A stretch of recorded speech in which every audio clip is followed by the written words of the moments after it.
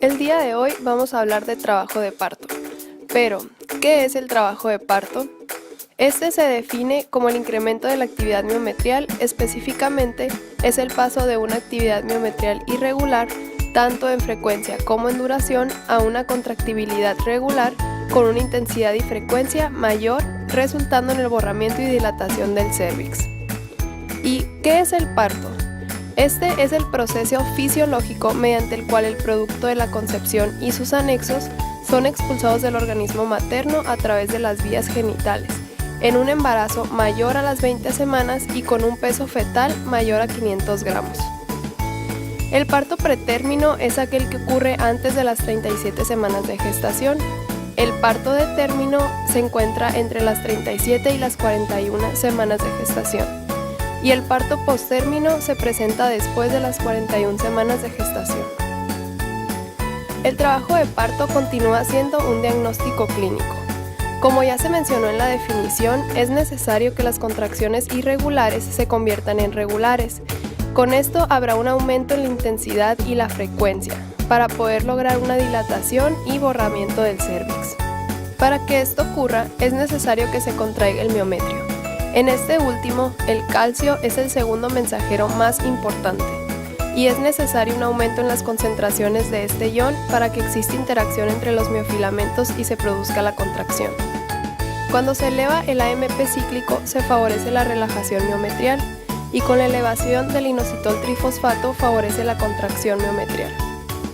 La interacción de actina, miosina y el calcio mediado por la fosforilación de la cadena de miosina favorecerá finalmente a la contracción. La excitación-contracción del músculo liso depende de varios eventos. 1. La propagación de los potenciales de acción entre las células a partir de los marcapasos. 2. Las células del músculo liso uterino tienen puentes de unión mediados por conexinas, las cuales aumentan durante el parto y son reguladas por las concentraciones hormonales. 3. La progesterona inhibe la formación de los puentes de unión y los estrógenos estimulan a la síntesis de conexina. Hay que recordar que durante la contracción uterina, el cuerpo y el cérvix deben considerarse como dos entidades diferentes. Estructuralmente, el cérvix está compuesto predominantemente de colágena y el útero esencialmente de músculo liso. El borramiento cervical se asocia con disminución del contenido de colágena. Esto se debe al efecto hormonal y a la contracción uterina. El útero tiene contractibilidad durante todo el embarazo y se divide en dos tipos. Tipo A, contracciones Hermógenes Álvarez. Desde etapas iniciales hasta las 28 semanas de gestación, oscilan entre 2 y 4 milímetros de mercurio. La máxima es de 8 a 10 milímetros de mercurio y con una frecuencia de 1 a 3 minutos. Estas no son percibidas por la embarazada. Tipo B, Braxton Hicks. Aparecen entre las 28 semanas y el parto. Son irregulares, arrítmicas e indoloras, con intensidad de 10 a 15 milímetros de mercurio y una duración de 30 segundos con una frecuencia antes de las 30 semanas de gestación de 30 por hora y posteriormente van siendo más frecuentes, incluso 10 por hora. Estas sí son percibidas por la embarazada. Triple gradiente descendente. Para que las contracciones sean efectivas debe existir un triple gradiente descendente que tiene tres características. De propagación. La onda contráctil se origina en las vecindades del cuerno derecho o izquierdo del útero, se propaga hacia el otro cuerno y posteriormente hacia abajo hasta abarcar todo el órgano. De duración. Todas las ondas originadas de arriba a abajo llegan a su punto máximo o acme al mismo tiempo. De intensidad. La intensidad de las contracciones en la parte más alta del útero es mayor que en las partes inferiores. Las contracciones deben invadir todo el útero. Si hay una parte que no sea alcanzada, el útero tendrá menos fuerza de contracción y menos efectividad. Fases del trabajo de parto. El trabajo de parto se puede dividir en 4 fases en las que intervienen 4 fuerzas que deben interactuar sincrónica y adecuadamente. Estas son el conducto, que está dado por las partes blandas y óseas de la pelvis materna, el feto, la placenta y las fuerzas de expulsión. Fase 0. desde la implantación hasta los pródromos del trabajo de parto. El útero está en reposo, hay rigidez cervical y parálisis contráctil. Fase 1, también conocida como latente o de activación. Sirve para la preparación uterina del parto. Ocurre al final del embarazo y va al inicio de las contracciones. Ocurre en respuesta a uterotropinas. Los cambios son reblandecimiento cervical, aumento importante de oxitocina y prostaglandina. Fase 2. Activa o de estimulación. Las contracciones son de 3 a 5 cada 10 minutos. Inicia a los 3 centímetros de dilatación y estas contracciones son aptas para producir dilatación, descenso fetal y parto del feto. Esta fase se divide en 3 periodos. El primero, llamado periodo cervical, se inicia cuando las contracciones uterinas alcanzan frecuencia, intensidad y duración suficiente para causar borramiento y dilatación del cuello. La duración de este periodo es de 8 a 12 horas en primigrávidas y de 6 a 8 horas en multigrávidas.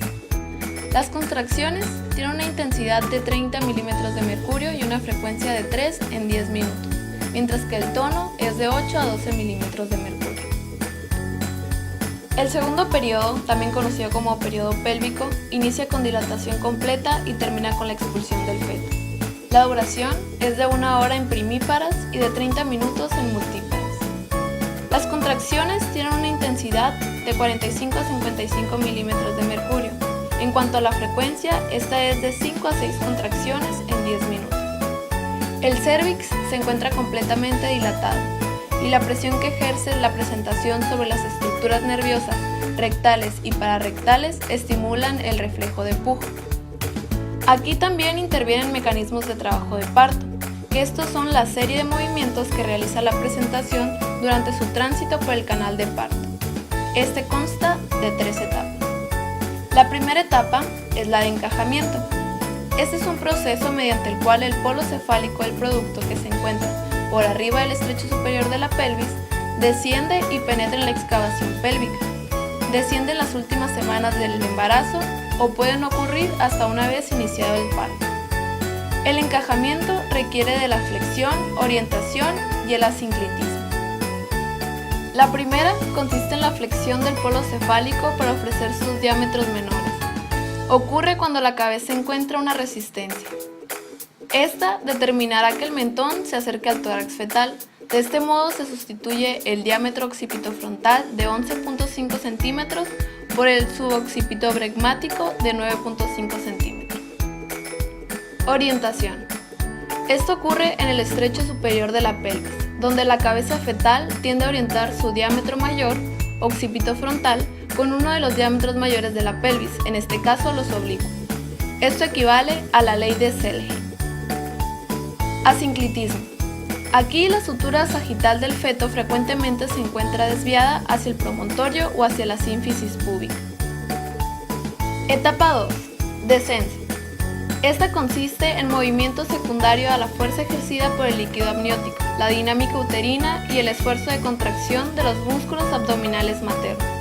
En esta etapa ocurre la rotación interna, que esta consiste en la llegada de la presentación al estrecho medio o tercer plano de Hodge, donde el occipucio se va moviendo hacia la sínfisis del pubis o hacia la cavidad del sacro, tratando de regresar a su posición original. Etapa 3. Expulsión y desprendimiento. Esta etapa consiste en la expulsión del feto y se da gracias a los siguientes movimientos. Extensión. Es producto de dos fuerzas. La contracción uterina empuja hacia abajo y afuera y el suelo perineal empuja hacia arriba y afuera. La bisectriz de ellas hace que la base del occipucio se ponga en contacto con el margen inferior de la sínfisis del pubis y la cabeza se dirija hacia adelante y un poco hacia arriba y afuera buscando el orificio vulvar. Restitución. Es el movimiento que realiza la cabeza fetal una vez que se encuentra en el exterior y de esta manera puede guardar su relación anatómica con los hombros. El movimiento se realiza en sentido inverso a la rotación interna. Rotación externa. Posterior a la restitución, haciendo que la sutura sagital vaya a una posición transversa, corresponde al movimiento del cuerpo fetal, ocasionando que el diámetro biacromial se relacione con el diámetro anteroposterior del orificio de salida, y así facilitar la salida de los hombros. El movimiento es en el mismo sentido de la restitución. Una vez la cabeza afuera, esta tiende a adoptar la misma posición que tenía antes de la rotación interna. Se produce porque en estos momentos el diámetro biacromial se encuentra siguiendo los mismos movimientos que hizo la cabeza. Expulsión de hombros. El hombro anterior desciende y se apoya en el arco subpúbico de la pelvis, lo cual permite que el hombro posterior se deslice por la concavidad sacra. Ocurre por la tracción que ejerce el obstetra, las contracciones uterinas y la fuerza de contracción de los músculos abdominales. El hombro posterior es el primero que sale y a continuación sale el hombro anterior.